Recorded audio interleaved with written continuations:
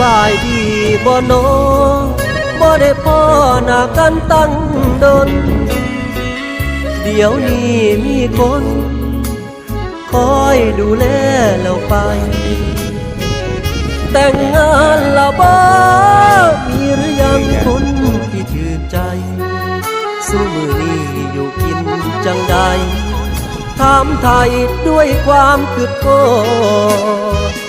บ่ได้พ่อหน้ากันอายนั้นก็ยังคือเก่าแต่ว่าทางเจ้านี่ละบ่คนโน้นก็อยู่ห่างไกลกัน